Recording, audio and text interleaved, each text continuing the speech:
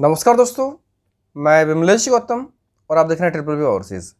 दोस्तों, अभी जो सिंगापुर में मेरी मीटिंग्स चल रही हैं, काफ़ी अच्छी मीटिंग्स हो रही हैं और इसमें से काफ़ी ऐसे पोटेंशियल क्लाइंट हैं जो हमारे क्लाइंट पार्टनर बन रहे हैं। दोस्तों, ये हम सब के लिए खुशी की बात है क्योंकि सिंगापुर का जो काम होता है ना, सिंगापुर में हम कभी जनरली देखा जाए 1 या 2 पार्टनर से जब काम करते हैं तो जनरली काम हमें डिपेंडेंट होकर काम करना पड़ता है और ऑब्वियसली लेट होता है। जब यहाँ पर देखा तो ये समुद्र है, सिंपल सी बात है। यहाँ पर बहुत सारे लोगों के पास में बहुत सी रिक्वायरमेंट है और उनको भी जेन्युइन पार्टनर चाहिए।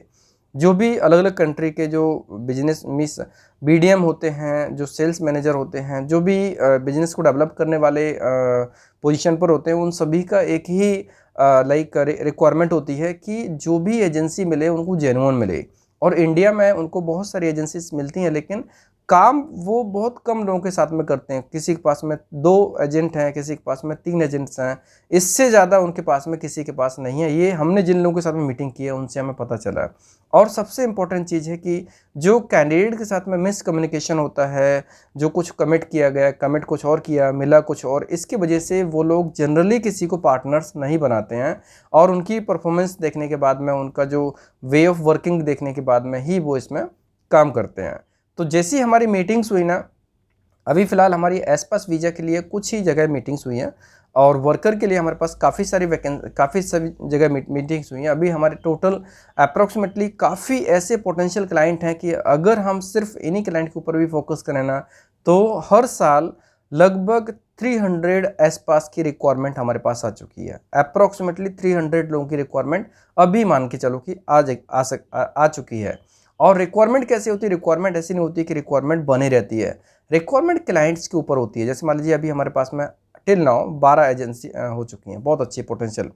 अब जो 12 एजेंसीज हैं या जो भी हमारे जो पोटेंशियल क्लाइंट अभी लाइनअप्स हैं, ये सभी क्लाइंट्स के पास एक्चुअली कंपनीज होती हैं। अब सिंगापुर में एक नियम है, सिंगापुर में कंपनी डायरेक्टली हायर नहीं करती है। सिंगापुर में एमओएम से जो रजिस्टर्ड होते हैं उनके थ्रू ही उनको रिक्रूटमेंट करना होता है। तो जितनी भी एजेंसीज हैं, जितनी भी कंपनीज हैं, वो कंपनी एजेंसी को टाइप करती हैं और एजेंसी फिर जो उनके बिजनेस पार्टनर्स हैं उनको बिजनेस देते हैं।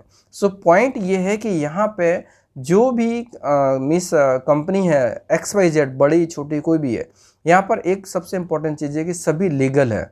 मीन्स चाहे कंपनी हो तो कंपनी प्रॉपर रजिस्टर्ड होती है, एजेंसी है एजेंसी प्रॉपर रजिस्टर्ड होती है। यहाँ पर फ्रॉड होने का कोई चांस नहीं होता है और हर चीज़ ऑन पेपर होती है, लीगल होती है। पेमेंट्स की बात करेंगे तो कोई भी यहाँ पर पेमेंट कैश में लेने की बात नहीं करते हैं। बहुत कम केस में ऐसा होता है जहाँ पर वो कुछ अमाउंट को कैश में लेने की बात करते हैं, अदरवाइज टोटल अमाउंट है वो ऑनलाइन पेमेंट में बिलीव करते हैं। तो ऑनलाइन होने से ऑब्वियसली सब कुछ इंपॉर्टेंट चीज़ें होती है जो कि हमें चाहिए।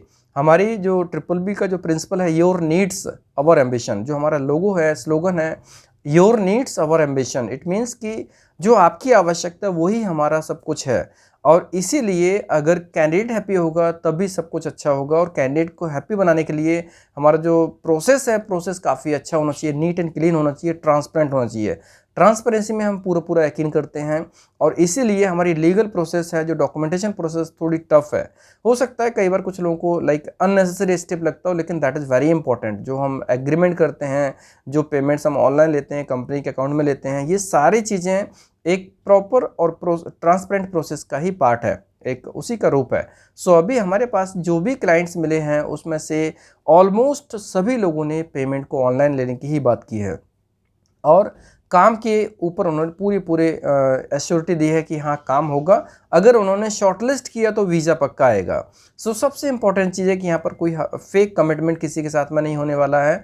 और सबसे इम्पॉर्टेंट चीज़ है कि चाहे उनकी प्रोफाइल किसी भी प्रोफाइल की हो, लेकिन अगर शॉर्टलिस्ट होगी तो वीज़ा एप्लीकेशन होगा और वीज़ा एप्लीकेशन होगा तो एस्पास कोटा में कुछ परसेंट ऐसे होते हैं कि कभी रिफ्यूज होता है। WP का वीज़ा ऑलमोस्ट कभी रिफ्यूज़ नहीं होगा क्योंकि यहाँ पर जो डॉक्यूमेंट्स मांगे जाएंगे ना, वो प्रॉपर डॉक्यूमेंट्स होंगे और वो डॉक्यूमेंट्स में कोऑर्डिनेशन काफ़ी इंपॉर्टेंट है। अगर कुछ भी कमी होगी डेफिनेटली हम टीम को बोल के कैंडिडेट से बात करेंगे।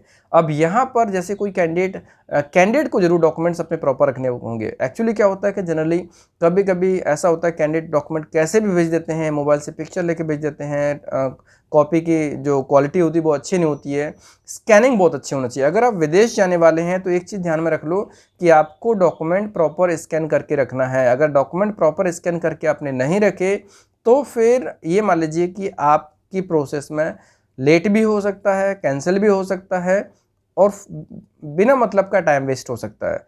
अगर आपके डॉक्यूमेंट प्रॉपर स्कैन्ड हैं, अच्छी क्वालिटी में है, सभी डॉक्यूमेंट्स हैं, डॉक्यूमेंट्स 5 डॉक्यूमेंट्स होते हैं, सिंपल सी बात है, तो 5 डॉक्यूमेंट्स आपको डेफिनेटली रेडी रखना चाहिए। कभी कभी कुछ केस में 6 डॉक्यूमेंट्स भी होते हैं। 5 डॉक्यूमेंट कौन कौन से होते हैं?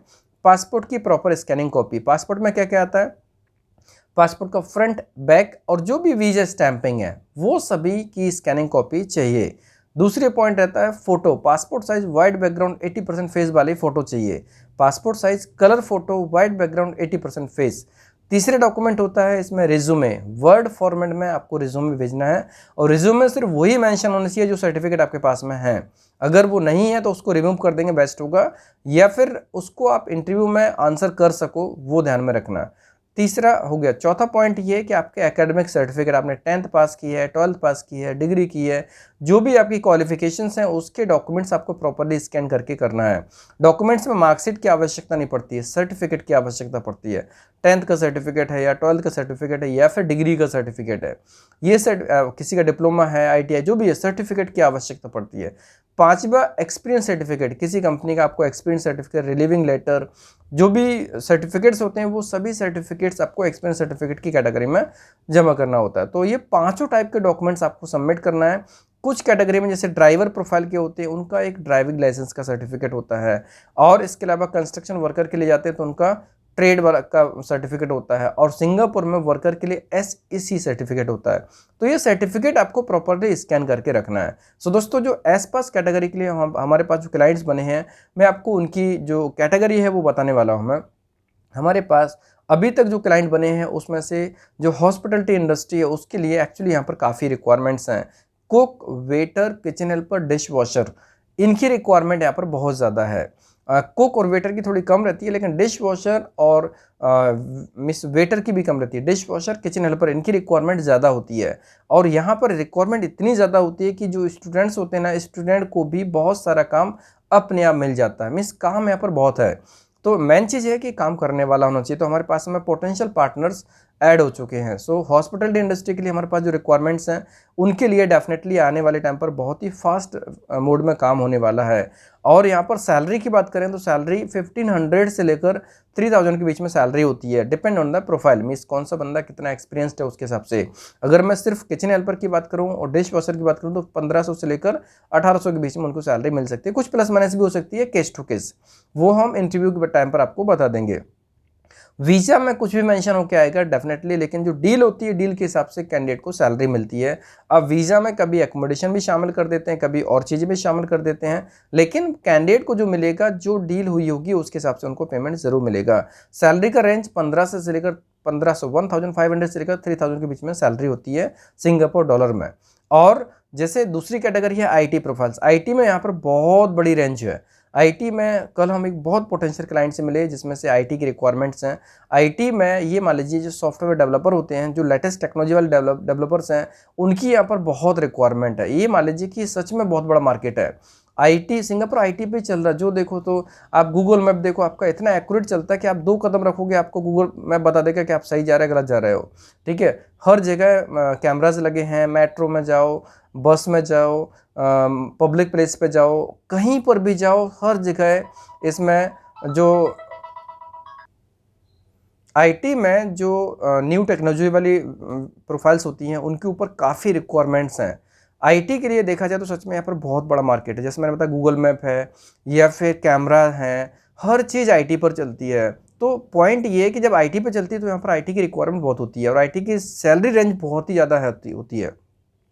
IT में ये मान लीजिए कि 2000, 2500, 3000, 3500, 4000, 7000, 10000, 15000 तक भी सैलरी जाती है। अब 15000 की बात नहीं करेंगे, लेकिन ये मान लीजिए कि 2500 से लेकर 10,000 के बीच में, 2500 से 10,000 के बीच में सैलरी होती है, जो कि जनरली लोगों को मिल जाती है। और यहाँ पर एक्चुअली कुछ एजेंसीज ऐसी हैं जो पार्टिकुलर आईटी का ही काम करती हैं, और मेरी आज भी एक ऐसी एजेंसी से मीटिंग होने वाली है जो सिर्फ आईटी का काम करती है। सो दोस्तों, आईटी में रियली बहुत स्कोप है। पहले हम आईटी के ऊपर कम प्रोफाइल्स ले रहे थे, लेकिन अभी हम आईटी के लिए प्रोफाइल्स ले सकते हैं, क्योंकि हमारे पास में कई ऐसे पोटेंशियल क्लाइंट हैं जो अभी फ्यूचर में लाइनअप होने वाले। कल एक बहुत बड़ा क्लाइंट मिला जो आईटी प्रोफाइल्स में काम करता है, और आईटी प्रोफाइल्स में हमें सपोर्ट कर सकते हैं। आईटी प्रोफाइल्स में उनके पास में एक्चुअली क्रीमी प्रोफाइल्स आती हैं, बहुत ही हाई कैटेगरी के प्रोफाइल्स आती हैं। सो आईटी के लिए जो भी कैंडिडेट्स हैं जो आईटी में जॉब कर रहे हैं, आईटी में करियर बनाना चाहते हैं, सिंगापुर आना चाहते हैं, वो लोग डेफिनेटली हमारे टीम को कांटेक्ट कर सकते हैं और अप्लाई कर सकते हैं। इसके अलावा हमारे पास में जो रिक्वायरमेंट रहेगी वो लॉजिस्टिक फील्ड में रहेगी। लॉजिस्टिक फील्ड में वेयरहाउस के लिए रिक्वायरमेंट रहेगी, जिसमें से हेल्पर भी हो सकता है, स्टोर कीपर, सुपरवाइज़र, ये सब भी हो सकती है। उनकी प्रोफाइल्स जो भी रहेगी, एक प्रकार से जो सैलरी रेंज होगी वो सैलरी रेंज हेल्पर से अगर स्टार्ट करते हैं तो लगभग कुछ केस में ऐसी होती है जहाँ पर मीन्स 1500 से लेके 1400 से स्टार्ट हो जाती है, और ये सैलरी जाती है 3,000 3,500 तक जाती है। डिपेंड करता है केस टू केस कौन सी प्रोफाइल में कितनी सैलरी मिलने वाली है। सो ये जो सैलरी रेंज है कैंडिडेट के परफॉर्मेंस, उनके पास्ट एक्सपीरियंस, उनकी सैलरी के हिसाब से उनको मिलती है, डिसाइड की जाती है। और ड्राइवर्स की रिक्वायरमेंट एक्चुअली यहाँ पर बहुत होती है। ड्राइवर्स में जो ड्राइवर की रिक्वायरमेंट है, ये मान लीजिए कि यहाँ पर क्लास 3 या क्लास 4 वाले ड्राइवर की बहुत आवश्यकता है। ड्राइवर, किसी के पास में ड्राइविंग लाइसेंस है, वो यहाँ पर काम करके आगे बहुत अच्छा फ्यूचर बना सकते हैं। और इसमें एंट्री कैसे करनी है उसके लिए मैं आपको एक सेपरेट वीडियो बनाऊंगा कि अगर किसी के पास में मीन्स कौन से कैंडिडेट को कैसे यहाँ पर एंट्री करनी है, उसका मैं एक्चुअली आज मेरे पास टाइम कम है, मैं आपको कल एक वीडियो बना के भेजूंगा जिसमें से ये चीज़ें आपको समझ में आ जाएंगी कि आपको सिंगापुर में एंट्री कैसे करना है। सिंगापुर में really earning point of view से काफ़ी कुछ है जो आपको मिल सकता है। अब इसके अलावा जो रिक्वायरमेंट होती है जिसमें से एसपास वीज़ा मिलता है, ऑपरेटर्स में दोनों टाइप का वीज़ा मिलता है, कुछ में वर्क परमिट का, कुछ में एसपास का वीज़ा मिलता है। सो यहाँ पर जो ऑपरेटर्स हैं, ऑपरेटर्स की जो सैलरी होती है, अगर एसपास वीज़ा मिलेगा तो 2,000 से ऊपर सैलरी होगी, 2,000, 2,500, 3,000 ऐसी सैलरी हो सकती है। लेकिन अगर वर्क परमिट वीज़ा मिलता है तो उनकी सैलरी 1,000, 1,200, 1,300, 1,400, 1,500 हो सकती है। सो दोस्तों, अभी यहाँ पर इतनी वैकेंसीज़ में कुछ कैटेगरी की चीज़ें हैं जहाँ पर एस पास की जगह वर्क परमिट वीज़ा भी मिल सकता है। जैसे अगर मैं बात करूं, यहाँ पर जो कुछ इंजीनियर प्रोफाइल हैं उनके ऊपर वेयरहाउस के लिए जो प्रोफाइल्स हैं उनके लिए, या फिर हॉस्पिटल इंडस्ट्री छोड़ के बाकी इंडस्ट्री में जो रिक्वायरमेंट्स होते हैं उसमें भी मैक्सिमम जगह मिस वर्क परमिट मिल सकता है। 2 इंडस्ट्री को छोड़ के बाकी जगह वर्क परमिट मिल सकता है। आईटी इंडस्ट्री में वर्क परमिट कम मिलता है, बहुत कम मिलता है, और हॉस्पिटल इंडस्ट्री में कम मिलता है। रिमेनिंग प्रोफाइल्स के लिए वर्क परमिट भी मिल जाता है। और मान लीजिए किसी का अगर आसपास लगने में परेशानी हो रही है तो उनको वर्क परमिट वीज़ा मिल जाता है। और वर्क परमिट वीज़ा उनको एंट्री के लिए काफ़ी इंपॉर्टेंट होता है, क्योंकि सिंगापुर में एक चीज़ पर ध्यान दिया जाता है कि जिनको भी सिंगापुर का एक्सपीरियंस है सिर्फ उन्हीं लोगों को ज़्यादा प्रायोरिटी दी जाती है, और जिनको कम है उनको मिलता है, ऐसा नहीं कि नहीं मिलता, लेकिन उनके लिए ऑप्शंस कम होते हैं, चांसेस कम होते हैं, अपॉर्चुनिटीज़ कम होती है। सिंगापुर में एक्चुअली जॉब्स अभी भी हैं, 100% जॉब्स अभी अवेलेबल हैं, लेकिन पॉइंट ये है कि यहाँ पर इनका जो क्राइटेरिया है वो पहले प्रायोरिटी देते हैं जो ऑलरेडी सिंगापुर एक्सपीरियंस बंदे हैं, और उसके बाद फिर वो उनकी जो नेबर कंट्रीज़ हैं, जैसे जिनकी प्रायोरिटी ज़्यादा होती है, फिलीपींस को, हॉस्पिटल इंडस्ट्री में फिलीपींस को देते हैं, चाइनीज़ को देते हैं, वैसे ही इनकी प्रायोरिटी बेस पे चलता है। इंडियन को भी देते हैं, लेकिन एक प्रकार से 100% रिक्वायरमेंट्स में से 5% मिस जो प्रायोरिटी दी जाती है वो इंडियन कैंडिडेट्स को दी जाती है। सो पॉइंट ये है कि हमारे पास जितने मल्टीपल ऑप्शंस होंगे उसी हिसाब से हमारे पास में वीज़ा का कोटा होगा। अब एसपास वीज़ा है या वर्क परमिट वीज़ा है, वो वीज़ा केस टू केस आपको हम शेयर करेंगे। रिक्वायरमेंट्स हमारे पास में सच में काफ़ी कुछ आ चुकी हैं, कुछ अभी आने वाली हैं। ये मान लीजिए जैसे मैंने आपको बताया कि हमारे पास में अप्रॉक्सीमेटली अभी तक का जो लाइनअप्स हुए हैं, जो हमारे पार्टनर्स बने हैं, 300 पर ईयर की रिक्वायरमेंट्स ये मान के चलो हो चुकी है। अभी हमारे और भी लाइनअप्स होने वाले हैं, तो हम ये क्वांटिटी बढ़ाने वाले हैं। जितना हमारा कोटा बढ़ेगा उतना ही हम सब के लिए फ़ायदा होगा, कैंडिडेट्स के लिए भी और हमारे लिए भी, क्योंकि पॉइंट ये है कि जितने ज़्यादा पार्टनर्स होंगे उतने ही ज़्यादा कोटा मिलेगा एस पास का, वर्क परमिट का और ई पास का। और आईटी इंडस्ट्री में ई पास भी मिल सकता है। आईटी की हमारे पास में एक स्पेशल रिक्वायरमेंट है, उसके ऊपर मैं आपको अभी एक दूसरी वीडियो में इन्फॉर्म करूँगा पूरी information. That is very important, urgent requirement है। अगर अभी कोई हमारे पास में कैंडिडेट होता तो उसकी सैलरी वगैरह 6,000 से प्लस रहेगी। सो दोस्तों, जो भी अपडेट्स हैं मैं आपको शेयर करूँगा।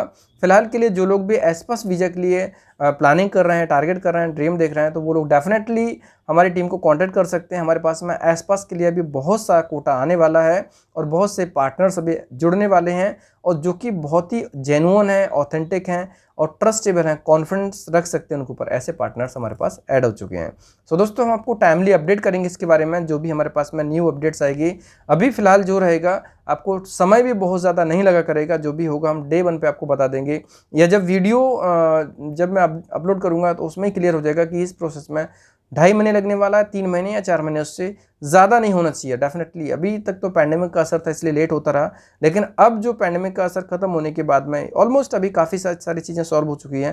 हालांकि अभी ओमिक्रॉन का असर चल रहा है, लेकिन फिलहाल जो मेरा अभी तक का ऑब्जर्वेशन है सिंगापुर में अभी मैंने उस दिन वीडियो डाला था कि सिंगापुर में फ़्लाइट अभी चालू है, इंडिया से भी फ़्लाइट्स आ रही हैं। सो जिन लोगों का वीज़ा इश्यू हो जाता है वो लोग डेफिनेटली आएंगे, भले क्वारंटाइन हो, कुछ भी हो, लेकिन वो लोग यहाँ पे ज़रूर आएंगे। सो इस चीज़ को दिमाग से निकाल देना कि अगर मिस लॉकडाउन का क्या असर होगा, इसका क्या असर होगा। हर देश को नुकसान हुआ, हर देश चाहता है कि उसको रिकवरी हो। वहाँ से जब मैं इंडिया में था तब मुझे लग रहा था कि शायद बहुत सा स्ट्रिक्टनेस होगा, ऐसा होगा वैसा होगा, लेकिन यहाँ पर देखा एवरीथिंग इज़ नॉर्मल, सभी ऑफिस प्रॉपर तरीके से रनिंग में है। मीन्स हर किसी को नुकसान हुआ उसको रिकवरी करने में लगे हुए हैं। सो डेफिनेटली मुझे जहाँ तक उम्मीद है कि अब फ्लाइट्स बंद नहीं होगी, अगर बंद होगी तो कम होंगी, लेकिन प्रॉपर पूरी तरह से बंद नहीं होंगी। जो इंपॉर्टेंट ट्रैवलिंग है वो ज़रूर होगी, जिसके पास हमें पास है, वर्क परमिट है, एंट्री अप्रूवल है, वो लोग डेफिनेटली फ्लाई करेंगे।